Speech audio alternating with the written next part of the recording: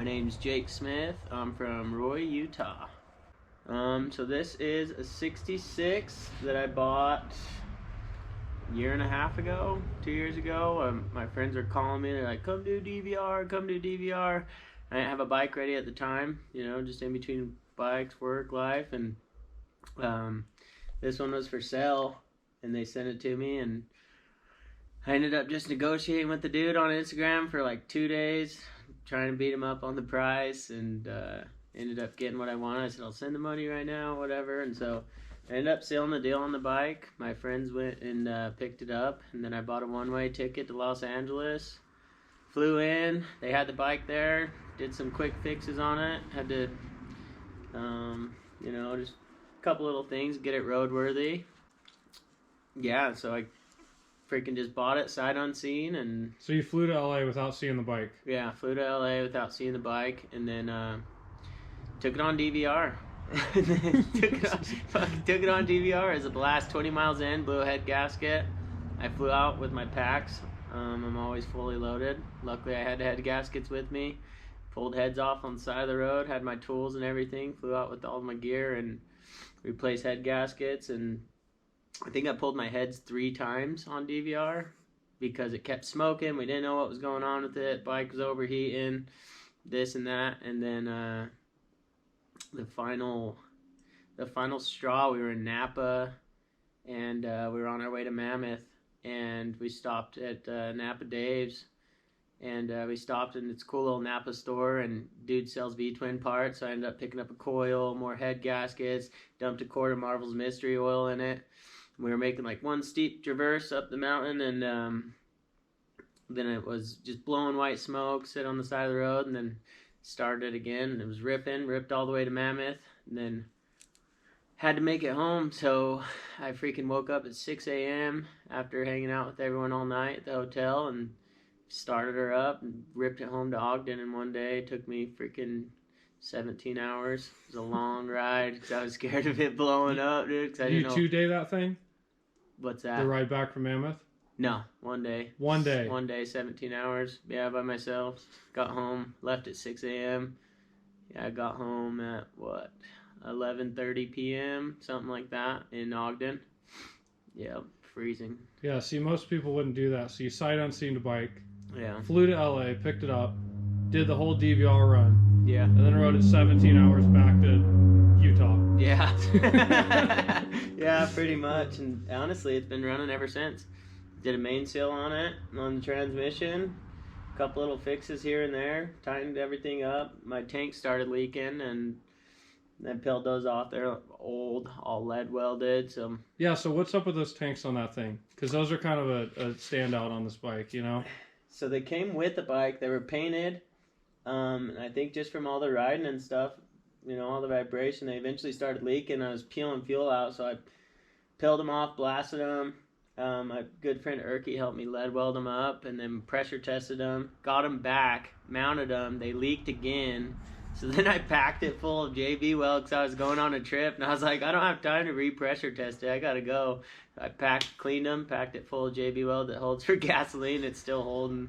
Probably another couple thousand miles later, it's still not leaking. Yeah, you'll probably have it on there for the next 10 years. Oh, for sure. For sure. All right, what's up with this wheel setup? Because you've got kind of I guess a lot of people don't see that much anymore. So these are just some old American Racing mag wheels. They came with the bike. The dude already had it set up with the freaking juice drum on it, and 15 in the rear, 18 in the front. Personally, my favorite style, wagon wheels. No, and I'm not sure if these ones are aluminum or mags. I'm not sure if they're repops or not. But I love it. I love the setup of this bike. Obviously everyone, you want to make the bike your own, but this thing, how it sits was awesome.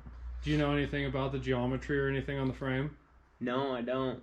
Looks like it's like 8 up.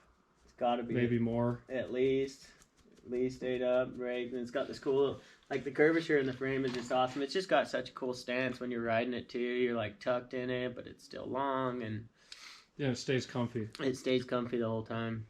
Would you know anything about the internals or anything like that, or are you just going to ride it till it blows? Pretty much just going to ride it till it blows.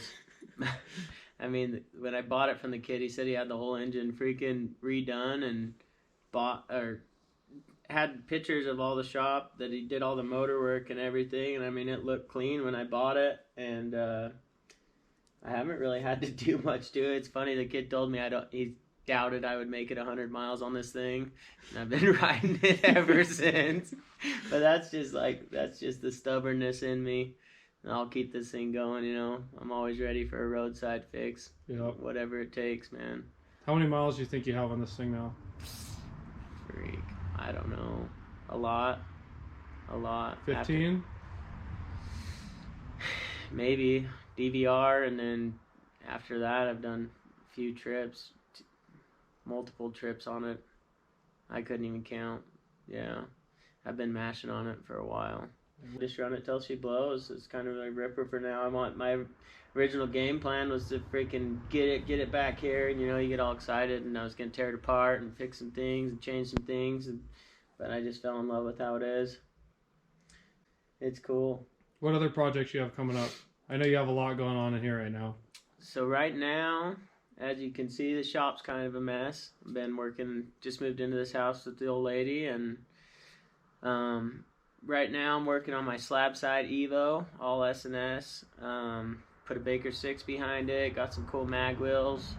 Might get crazy, put some NOS on it just for fun. I mean, it's a thought. So I've got all the parts to do it, so I think I'm going to work towards that. And then I've got my 49 that I'm going to put. My friend Sam Raps, he's working on a frame for me right now, a single down tube. I'm going to put my 49, which is my first panhead that I bought when I was 18. So I had the homies at Hog Supply put that back together for me. Did a freaking full polish chrome, and I'm going to throw that in there. So slowly just cranking away on things, one thing at a time. What runs are you doing this summer? Are you going to go to any of the big ones? I don't know. I got a baby coming July 1st, so we were going to try and push. I've never been to Born Free. I always say I'm going to go, and then I just bail. I don't know. We got the baby coming, so I'm going to really have my hands full. So, dude, this is the year we'll squeeze you in for 2 days. Yeah. Right? Pick and choose my rides wisely, for sure. But we just went out to some homies, you know, we went out to Vegas. That was a good trip. Good munching miles for a few days. Yeah. So Born Free is the goal then?